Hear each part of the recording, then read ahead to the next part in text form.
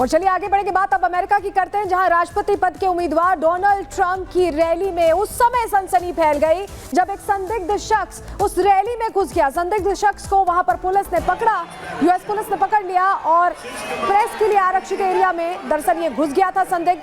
तस्वीर आपको दिखा रहे हैं, पेंसिल्वेनिया स्टेट में थी ट्रंप की चुनावी रैली और जिसमें देखिए ये प्रेस के लिए आरक्षित जगह थी, मीडिया के लिए आरक्षित जगह थी, जहां पर ये संदिग्ध शख्स घुस जाता है और हड़कंप मच जाता है, जिसके बाद जो वहां यूएस पुलिस थे उसने तुरंत उसे पकड़ा। तस्वीर आपको दिखा रहे हैं।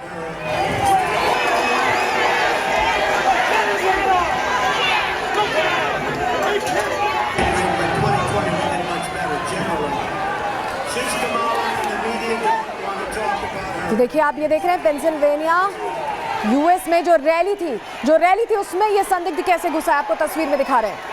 देखिए ये जो एरिया आप देख रहे हैं दरअसल ये मीडिया के लिए आरक्षित था, यहाँ पे मीडिया के लोग थे, प्रेस के लोग थे और उसी में ये शख्स घुस जाता है। ये देखिए ये जो शख्स है जिसने गॉगल्स लगा रखे हैं, ये पेंसिल्वेनिया की जो रैली चल रही थी वहां पर उसमें घुसता है और अचानक ही खड़ा हो जाता है और कुछ शायद बोल रहा है या नारेबाजी कर रहा है और तब यूएस पुलिस का ध्यान इस पर जाता है और इसे पकड़ लिया जाता है। ये देखिए ये लाल घेरे में आप शख्स देख रहे हैं, यही वो शख्स है जो इस रैली में पहुंच गया। दरअसल यहाँ पर पहुंचे थे, आप ये देख रहे हैं ट्रंप पहुंचे हैं, दरअसल उम्मीदवार हैं यूएस में चुनावों के और ऐसे में पहले भी आपको याद है कि ट्रंप पर किस तरह से गोली से अटैक हुआ था, उनके कान को छूते हुए वो गोली गई थी और उस अपराधी को भी पकड़ लिया गया था।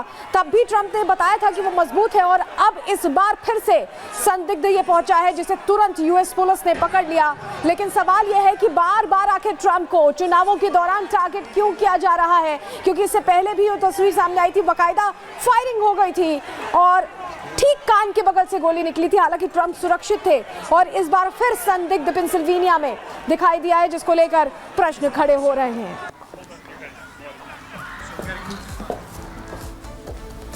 और अब बड़ी खबर असम से, जहां पर असम के सीएम हिमंता बिस्वा शर्मा का नमाज ब्रेक को लेकर बयान सामने आया, क्योंकि इसको लेकर सियासत लगातार जारी थी।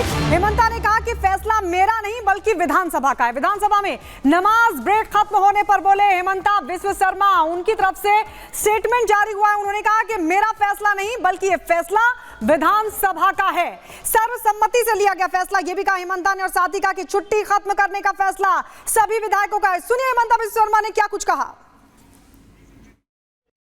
हमारे विधानसभा का हिंदू मुसलमान सारे एमएलएज ने रूल कमेटी में बैठा और ये अनएनिमियसली रिजॉल्व किया कि हम लोगों का जो 2 घंटा का छुट्टी है वो हमें नहीं चाहिए, हम ये 2 घंटा भी काम करूँगा। ये जो प्रैक्टिस थे ये 1937 में शुरू हुए थे, कल से ये प्रैक्टिस को बंद कर दिया गया है। ये तो जो डिसीजन हुआ उस डिसीजन में वो खास वर्ग का विधायक लोग भी थे, ये तो एक सर्वसम्मत सिद्धांत है, ये मैं लिया ऐसा नहीं है। तो देखिए सीएम हिमंता ने जो फैसला लिया है इसे लेकर सियासी घमासान शुरू हो चुका है। विधानसभा में 2 घंटे का जो ब्रेक मिलता था नमाज पढ़ने के लिए उसे खत्म कर दिया गया और सीएम ने ये कहा कि ये अंग्रेजों की बनाई गई समय की प्रथा है जिसे आज खत्म कर दिया गया है। अब इसे लेकर पूरे देश में हाई तौबा मची हुई है। दिखाते हैं आपको किस तरीके से सियासत अब सीएम के इस फैसले पर हो रही है।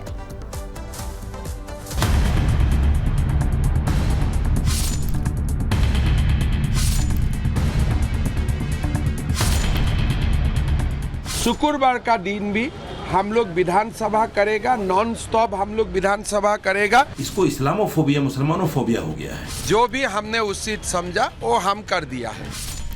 अपनी सीधी बात, बेबाक अंदाज और कड़े फैसलों के लिए देश भर में चर्चा में रहने वाले असम के मुख्यमंत्री हिमंता बिस्वा शर्मा आज फिर से चर्चा में हैं। असम विधानसभा ने दशकों से चले आ रहे नमाज ब्रेक को अब बंद कर दिया है। आज हमारे विधायक लोगों ने निर्णय किया कि हम विधानसभा में आता हूं काम करने के लिए, हमको प्रोडक्टिविटी चाहिए, तो इसीलिए हमें शुक्रवार का दिन भी हम लोग विधानसभा करेगा, नॉन स्टॉप हम लोग विधानसभा करेगा। 2 घंटा का हमें छुट्टी नहीं चाहिए। जिसको नमाज पढ़ना है जरूर हो अपना नमाज अदा करेगा, उसमें कोई आपत्ति नहीं है। लेकिन जो 2 घंटा वाला छुट्टी थे वो अभी से आगे नहीं होगा। यानी असम विधानसभा में अब शुक्रवार के दिन नमाज के लिए मिलने वाले 2 घंटे के ब्रेक पर विराम लग गया है। असम की हिमंता बिश्वा शर्मा की सरकार ने 1937 में मुस्लिम लीग द्वारा बनाए गए नियम को खत्म कर दिया है। एक और सेकुलर संविधान की बात करते हैं तो वहीं सेकुलर विधान का विरोध करते हैं। जब संविधान सेकुलर है, न्याय व्यवस्था सेकुलर है और विधानसभा में आप सेकुलरिज्म का राग हराते हो, तो आखिरकार ये कम्युनल काम क्यों? साधुवाद विधानसभा को और मुख्यमंत्री जी को, उनके कैबिनेट को किस तरह का एक निर्णय लिया। असम के मुख्यमंत्री माननीय हेमंत बिस्वा जी को मैं बहुत बहुत बधाई मंगल कामना करता हूं। जिस प्रकार से वहां विधानसभा में जो जुम्मा ब्रेक 2 घंटे का होता था वो ख़त्म हो गया, निश्चित रूप से पूरे असम की विधानसभा बधाई के पात्र है। नमाज ब्रेक खत्म करने के लिए हेमंता के फैसले पर अब सियासत शुरू हो गई है, जिसे विपक्ष मुस्लिम विरोध के चश्मे से देख रहा है।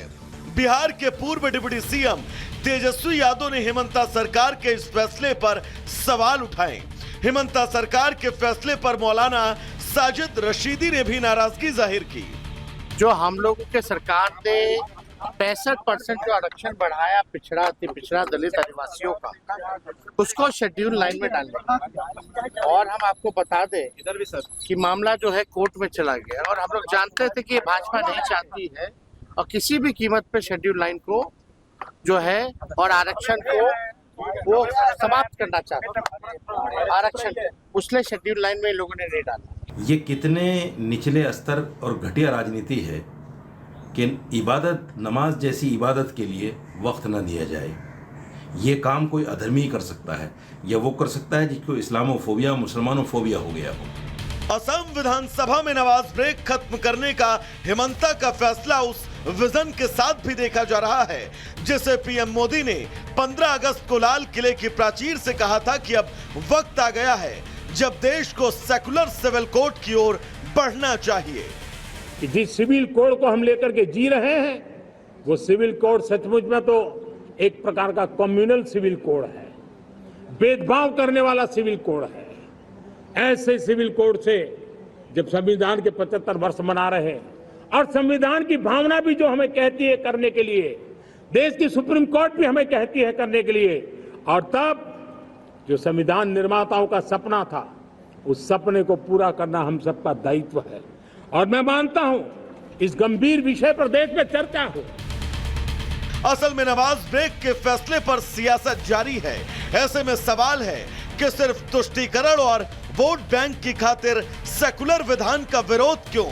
तो सबसे बड़ा सवाल यह भी कि समाज के हित में फैसलों पर एक ही वर्ग आखिर क्यों विरोध करता है?